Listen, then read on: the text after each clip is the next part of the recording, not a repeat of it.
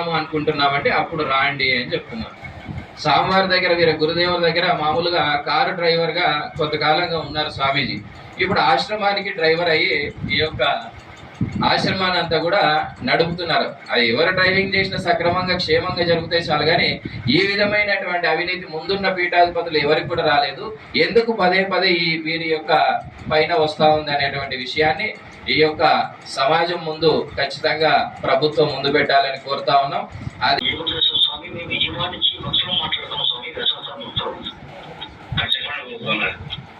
స్వామి ఏం లేదు స్వామి, మీరు ఆశ్రమం రావాలనుకున్నాం స్వామి. ఒక పని చేయండి స్వామి, ఇప్పుడు మనకి ఆగస్టులో స్వామి 27 నుంచి కార్యక్రమం 100 ఏళ్ళ పండుగ. అవును స్వామి, మన అప్పుడు వచ్చి ఎందుకంటే ఇప్పుడు రూమ్ అది రిపేర్ చేస్తున్నారు స్వామి, ఎండలు బాగుంటాయి స్వామి. అప్పుడు వచ్చేస్తే ఏం చేస్తున్నారు మీరు, కొంచెం డొనేషన్ ఇవ్వాలని స్వామి. నేను లెక్చరర్గా పనిచేస్తాను, ఆ పేరు వచ్చేసి నో ప్రాబ్లం స్వామి. అక్కడ వచ్చేయండి, రండి రమ్మంటారు స్వామి. రేపు నేను మేజర్ వస్తారా, ఎల్లుండి వస్తాను స్వామి. ఎల్లుండి వచ్చేయండి. ఒకరేనా ఫ్యామిలీ వస్తారు స్వామి. ఇద్దరు భార్య పడతారా? భార్య పడతాం, మా పిల్లలు ఇద్దరు.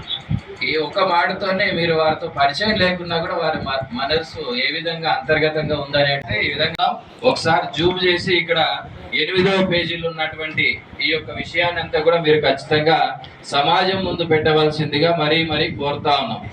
వారు పదే కూడా బంధువులైనటువంటి వారిని చేర్చుకోవద్దని ఎక్కడ లేదు అని చెప్తా ఉన్నారు. వారి యొక్క గురుదేవులు రాసినటువంటి ఈ యొక్క ట్రస్టీ యొక్క కమిటీలోనే 8వ పేజీ లోపల స్పష్టంగా ఇక్కడ లిఖించినారనమాట. ఒకసారి చదివి వినిపిస్తాను. ఇదంతా కూడా భక్తులకు చేరే విధంగా తెలియజేస్తారని కోరుకుంటున్నాం. శ్రీ వ్యాసాశ్రమ అభివృద్ధి ట్రస్ట్ నందు దైనందిక పరిపాలన యందు గాని వారి పూర్వాశ్రమ బంధువులను ఎవరిని కూడా జోక్యం చేసుకోకుండా నిషేధించడం అయినది. అందుచేత ఈ ట్రస్ట్ బోర్డు నందు నియమించబడు సన్యాస సభ్యులు పూర్వాశ్రమ బంధువులు. పూర్వాశ్రమం అంటే సన్యాసం తీసుకోక ముందు ఉండే తల్లిదండ్రులకు సంబంధికులైనటువంటి వారిని పూర్వాశ్రమం అని చెప్తారు. దీంట్లోపల ఎవరిని కూడా ఈ ట్రస్టీ యందు నియమించుటకు నిషేధించడం అయినది. అంటే ఖచ్చితంగా ఏ రోజైతే సోమవారం 2008లో సమాధి చెందినారో వారి గురుదేవులు, ఈ యొక్క వీలునామాలన్నిటిని కూడా సమాధిలో వేసినట్లుగానే మనం అందరం కూడా అర్థం చేసుకోవచ్చు. అదే విధంగా ఈ ట్రస్ట్ లోపల ఉన్నటువంటి 11 మంది సభ్యుల లోపల 9 మంది సభ్యులను కూడా అందరిని కూడా భయభ్రాంతులకు గురి చేసి బలవత్కారకంగా వారి చేత రాజీనామా చేయించి ఇప్పుడున్నటువంటి ఆశ్రమ పీఠాధిపతి, ఇప్పుడున్నటువంటి కోశాధికారి అమర్నాథ్ రెడ్డి ఇద్దరు మాత్రమే గుత్తాధిపత్యంగా ఆ యొక్క పూర్తి బాధ్యతలంతా కూడా తీసుకొని నిర్వర్తిస్తున్నారు. కాబట్టి దీని అంతా కూడా మేము వ్యతిరేకిస్తున్నాం.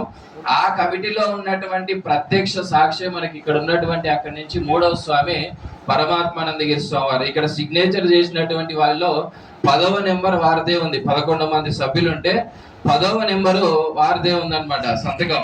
వారిని కూడా బలత్కారకంగా ఆ యొక్క కమిటీలో నుంచి తీసివేసము లేదు అని స్పష్టంగా రాస్తే, ప్రస్తుతం ఉన్నటువంటి పీఠాధిపతి ఎవరైతే ఉన్నారో వారి తమ్ముడినే స్వయంగా ఆశ్రమంలోకి తీసుకొచ్చుకొని పెట్టుకొని పూర్తి బాధ్యతలంతా కూడా ఎవరి యొక్క సమ్మతి లేకుండా, అట్లా స్వామీజీల సమ్మతి గాని అట్లా భక్తుల సమ్మతి గాని లేకుండా ఏకాభిప్రాయంగా ఆ యొక్క నిర్ణయాన్ని అనేది స్వాముల వారు చేస్తూ ఉన్నారు. దానిని ఖచ్చితంగా కూడా వ్యతిరేకిస్తున్నాం. అయితే ఇప్పుడు స్వామీజీ ఏం చెప్తారు? మా పేరు శ్రీ వెంకటచరణ్ స్వామి, మలయాళ స్వామి లక్ష్మీనారాయణ ఆశ్రమం గంగాపురం. మలయాళ స్వామి సాంప్రదాయాన్ని ఆచరిస్తున్నటువంటి వారిగా ఈరోజు మీ ముందరికి వచ్చి మాట్లాడడం జరుగుతూ ఉంది. ఈ యొక్క ఏర్పేడు వ్యాసాశ్రమం పూర్వము చిత్తూరు జిల్లాలో, ఇప్పుడు తిరుపతి జిల్లాలో ఉంది అన్నమాట. దీని సంస్థాపకులు సద్గురు శ్రీ మలయాళ స్వాముల వారు, వారనంతరం ప్రథమ పీఠాధిపతిగా విమలానందగిరి స్వామివారు, ద్వితీయ పీఠాధిపతిగా విద్యానందగిరి స్వామివారు, ఇప్పుడు ప్రస్తుత పీఠాధిపతి తృతీయ పీఠాధిపతి పరిపూర్ణానంద గిరి స్వామివారు ఉన్నారు. ఇప్పుడు వచ్చిన సమస్య ఏంటి అంటే 2005వ సంవత్సరంలో శ్రీ వ్యాసాశ్రమ అభివృద్ధి కమిటీ అనే ఒక కమిటీని విద్యానందగిరి స్వాముల వారు ఏర్పాటు చేసినారు. ఆ కమిటీలో 11 మంది సభ్యులు ఉన్నారు. అవసరం ఉంటే ఇంకా 4గురిని కూడా ఏర్పాటు చేసుకోవచ్చు అని. శంకర్ స్వామిజీ, నేను తెలంగాణ సాధు పరిషత్ రాష్ట్ర అధ్యక్షుడిగా ఉన్నాను. తెలుగు రాష్ట్రాల్లో ఇది గత 100 సంవత్సరాలుగా ఆధ్యాత్మికతను అలాగే సేవా కార్యక్రమాలను ముందుకు తీసుకుపోతున్నటువంటి గురువులను తయారు చేసేటువంటి తెలుగు రాష్ట్రాల్లో ఏకైక ఆశ్రమం ఏదైతే ఉందంటే అది ఏర్పేడు వ్యాసాశ్రమం సద్గురు శ్రీ మలయాళ స్వామి వారి యొక్క ఆశ్రమం. అక్కడ గత 100 సంవత్సరాలుగా ఎన్నో సేవా కార్యక్రమాలు వైద్య విధాన పరంగా కూడా ఎన్నో సేవలు జరుగుతున్నాయి. కానీ గత 18 సంవత్సరాల క్రితం ఏదైతే పరిపూర్ణానంద స్వామి అక్కడ పీఠాధిపత్యం వహించారో దాని తర్వాత అక్కడ సేవా కార్యక్రమాలు అడ్డుంచి వైద్య కార్యక్రమాలు అడ్డుంచి బ్రహ్మ విద్యాశ్రమం పిల్లలకు బ్రహ్మ విద్య నేర్పేటువంటి పాఠాలను అటు ఉంచి అక్కడ అవినీతి అక్రమాలు రాజ్యం వెళ్తున్నాయి. అక్కడ వారి శిష్యులుగా చేరినటువంటి ఏదైతే ఆశ్రమ నిబంధనల విరుద్ధంగా ఏదైతే విద్యానందగిరి స్వాముల వారు తమ యొక్క వీలునామాలో అక్కడ ట్రస్ట్ ఏర్పాటు చేసినప్పుడు ఏదైతే కుటుంబ సభ్యుల్ని అందులో పాత్రలు చేరాలని చెప్పినారో కానీ దానికి విరుద్ధంగా వారి తమ్ముడైనటువంటి శివరామ బ్రహ్మచారిని కూడా అందులో చేర్చుకొని అలాగే రాజకీయ ప్రలోభాలకు ప్రలోభి అయినటువంటి అమర్నాథ్ రెడ్డి గారిని కూడా అందులో చేర్చుకొని 11 మంది ఉన్నటువంటి ట్రస్టులో 9 మందిని బలవంతంగా తీసేసి కేవలం అవినీతికి అడ్డుపడుతున్నారనేటువంటి ఆశ్రమంలో జరుగుతున్నటువంటి అవినీతిని అడ్డుకుంటున్నారనేటువంటి ఒకే ఒక్క దురుద్దేశంతో వారు డబ్బులు సంపాదించుకోవడానికి ఏదైతే అవకాశం ఉందో దానికి వీరు అడ్డుపడుతున్నారనేటువంటి ఒకే ఒక్క ఉద్దేశంతో బలవంతంగా 9 మందిని రాజీనామా చేయించి. మిత్రులందరికీ నమస్కారం. నా పేరు శంకర్ స్వామిజీ. చేస్తూ ధన్యులు కావాలి, మీరు కూడా భాగస్వాములు కావాలి. ఈ భారతదేశము సత్యానికి జ్ఞానానికి గురువులకు నిలయమైనటువంటి ఈ దేశాన్ని ఈ ధర్మాన్ని మీరు కూడా రక్షించడానికి ముందుండాలని కోరుతూ భారత్ మాతాకి జై శ్రీరామ్.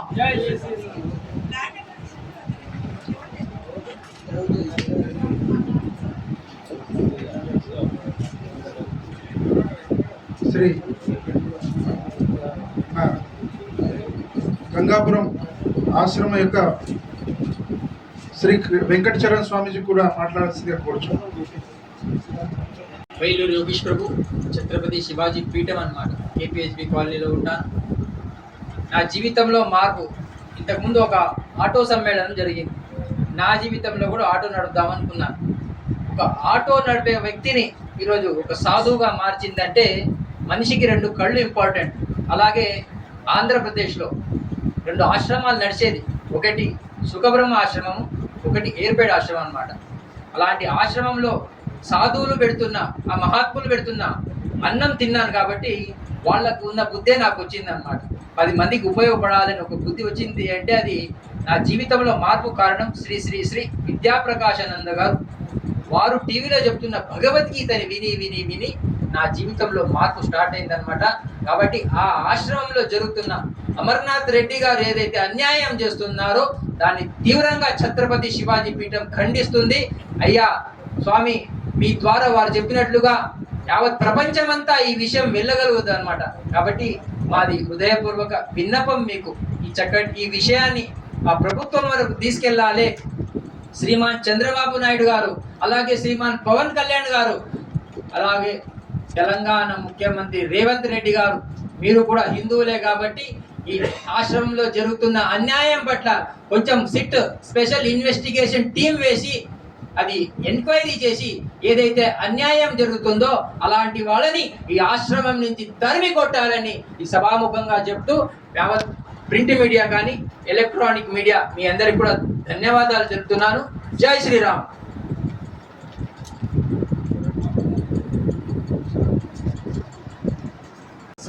శుభ అభివందనం తెలుపుకుంటూ హరి ఓం దశ.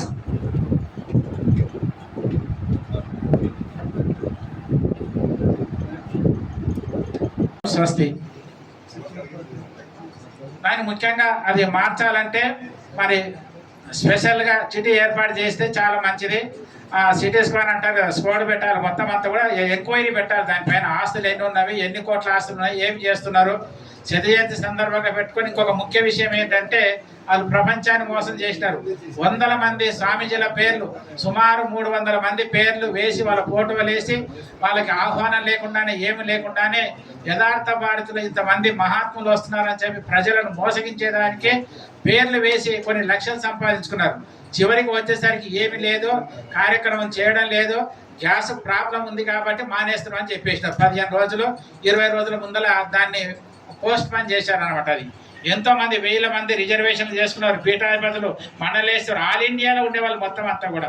ఆల్ ఇండియాలోనే కాదు, జర్మనీ, అమెరికా వాళ్ళని కూడా వాళ్ళ పేర్లు వేసినారు అట్లా. కాబట్టి ఇంత ప్రపంచాన్ని అంతా కూడా వాళ్ళు మోసాలు చేస్తున్నారు. డబ్బు ప్రధానం అయిపోయింది. అందుకోసానికి మహర్షి మలయాళం ఒక మాట చెప్పారు, ధర్మ సంస్థలుగా ఉండాలి, కానీ అర్థ ప్రధాన సంస్థలు అయితే అవి అనర్థానికి హేతు అవుతాయి అని చెప్పారు స్వామి వారు. కాబట్టి ఇప్పుడు అన్ని అనర్థాలకు హేతు అయిపోతుంది. చేరని కార్యక్రమాలు అక్కడ అన్ని చేస్తున్నారు, ఉండవలసినవి ఉండడం లేదు. కాబట్టి ప్రభుత్వం దీనిపైన తగు చర్య తీసుకొని మరి ఎంక్వైరీ చేయవలసిందిగా మేము కోరుతున్నాం. హరి ఓం, స్వస్తి. సాధు పరిషత్ అధ్యక్షులు పూజ్యశ్రీ పరిపూర్ణానంద స్వాముల వారు, అఖిలాంధ్ర సాధు పరిషత్ అధ్యక్షులు శ్రీ పరమాత్మానంద స్వాముల వారు మాట్లాడవలసిందిగా కోరుతున్నాం. ఓం తత్సత్. నా పేరు పరమాత్మానంద స్వాముల వారు. నేను వ్యాసాశ్రమం వెళ్ళి అక్కడ ఒక 10 సంవత్సరాలు సేవ చేసి చదువుకొని తర్వాత నేను కాశీ వెళ్ళి కాశీలో యూనివర్సిటీలో ఎంఏ పిహెచ్డీ చేసాం. అటువంటి వాళ్ళు చాలామంది ఉన్నారు. మేము అప్పుడు ఆ విధంగా తయారైనాం అనమాట. ఆ విధంగా ఆశ్రమం మమ్మల్ని తయారు చేసింది. అటువంటిది ఇప్పుడు స్కూల్ కూడా లేకుండా అయిపోయింది అనమాట. ఆ బాధ చేత మేము అందరం కూడా పూర్వం ఎట్లుందో అట్లా జరిగినట్లయితే సమాజానికి ఉపయోగపడుతుంది అనే అభిప్రాయం చేతనే ఆశ్రమాన్ని వ్యతిరేకిస్తున్నాం. ఈ వ్యతిరేకం కూడా ఎట్లా ఉంటుంది అంటే ఇంట్లో యజమానిని ఇంట్లో ఉన్నటువంటి పరివారం వ్యతిరేకించినట్లు ఉంటుంది. ఎందుకది మాకు మాతృ సంస్థ, దాన్ని మేము వ్యతిరేకిస్తున్నాము అని అంటే అక్కడ సరి అయినటువంటి పద్ధతి లేదు కాబట్టే వ్యతిరేకిస్తున్నాం. ఎట్లా అంటే మన శరీరంలో కురు పుట్టిందండి, కురు పుడితే దాన్ని ఆపరేషన్ చేస్తామా అట్లాగే ఉంచుకుంటామా? మన శరీరంలో ఉంది అది, అయినా సరే దాన్ని ఆపరేషన్ చేసి తీసేస్తాం అన్నమాట. అట్లాగా అక్కడ ఉన్నటువంటి అవినీతిని తొలగించాలి. అదిగాక నేను 10 సంవత్సరాలు సేవ చేసిన తర్వాత గుర్తించి మా స్వాముల వారు, విద్యానందగిరి స్వాముల వారు ఒక ట్రస్ట్ పెట్టారు. 11 మంది మెంబర్లతో ఒకరు ఉన్నారనమాట. అందులో నేను ఒకడిని, నా పేరు కూడా పరమాత్మానందగిరి అనమాట. ఆ విధంగా ఆశ్రమాన్ని అనేక విధాలుగా సమాజానికి ఉపయోగపడకుండా చేస్తున్నారు. కాబట్టి మా అభిప్రాయం ఏమిటి అని అంటే ఇది ప్రభుత్వం తరఫున ప్రభుత్వం వారే పట్టించుకొని ఒక షిఫ్ట్ వేసి పరబ్రహ్మ తస్మై శ్రీ గురవే నమః. గురుకు మన సనాతన ధర్మంలో ఇంత ప్రాధాన్యత ఉన్నదంటే గురువే సర్వలోకానాం విశేషే భవరోగినాం నిధేయో సర్వ విద్యానాం శ్రీ దక్షిణామూర్తి స్వామినే నమః. అలాంటి గురువులు ఉండవలసిన స్థానంలో దొంగలు, దోపిడి దొంగలు అయి సనాతన ధర్మానికి మచ్చ తెస్తూ మంచి మంచి స్వామీజీలకు ఎనలేని శోభ చేస్తున్నటువంటి ఈ మూర్ఖులని వెంటనే మరి తెలంగాణ సాధు పరిషత్తు, మరి ఆంధ్ర సాధు పరిషత్తు సభ్యులు అందరూ కూడా కలిసి ఇలాంటి మూర్ఖులని ఆశ్రమాల గురించి ఎంట నిలబట్టాలి. లేకపోతే సనాతన ధర్మము ఉద్ధరించబడాలంటే సాధులు ముఖ్య స్వరూపులు అన్నట్టు. సాధు లేకపోతే సమాజం ఉండదు, భ్రష్టు పట్టిపోతుంది. ఎందుకంటే ఈ లోకానికి అంతా అధిపతి ఎవరంటే సాధు. అందుకే భగవంతుడు ఏం చెప్పాడు, పవిత్రానాయ సాధూనాం వినాశాయ చతుష్కృతాం ధర్మ సంస్థాపనార్థాయ సంభవామి యుగే యుగే అన్నాడు కదా భగవంతుడు. అలాంటి పవిత్రమైన జాలో ఇలాంటి మూర్ఖుల చిల్లు. అందుకే వైరాగ్యం లేనివాడు సాధు కావద్దు, అయిన వాడిని చెప్పుల పట్టి కొట్టాలి. నేను నిజం చెప్తా, ఎందుకంటే ధర్మానికి మూలం వీళ్ళంతా మూర్ఖులు, నరకం పోతారు వీళ్ళు. ఎందుకంటే పబ్లిక్ ఇచ్చినటువంటి భక్తులు ఇచ్చినటువంటి ధనంని దరిద్రానికి ఉపయోగిస్తున్నారు. కాబట్టి వాళ్ళు దరిద్రులు అయిపోతారు. ఎందుకంటే సనాతన ధర్మంలో గురుకు అంత ప్రాధాన్యత ఉన్నదంటే, మనము నిజమైన సాధువు ఎట్లా ఉంటాడంటే దేశం కోసం, ధర్మం కోసం ఎందరో మహానుభావులు త్యాగం చేసి మనకు ఈ స్వేచ్ఛ తెచ్చిచ్చారు. ఆ స్వేచ్ఛను కాస్త కామానికి, అందుకే కామాతురానం న భయం న లజ్జ. కామంలో కూరుకపోయిన మూర్ఖులకు భయం ఉండదట, లజ్జ ఉండదట. అలాంటి మూర్ఖులు తయారైపోయిండు ఈ ఆశ్రమంలో. మలయాళ స్వామి ఎంతో నిష్ఠతో తపస్సు చేసి సనాతన ధర్మాన్ని ఉద్ధరించారు. ఆయన భావాలే తెలుసుకొని మేము ఒక పవిత్రమైన సాధువు కావాలని చెప్పేసి మేము ఇట్లా తయారైనాం. అలాంటి చక్కనైన ఆశ్రమాన్ని కోరుతా ఉన్నాం. ఒకసారి అందరు కూడా ప్రస్తుత పీఠాధిపతి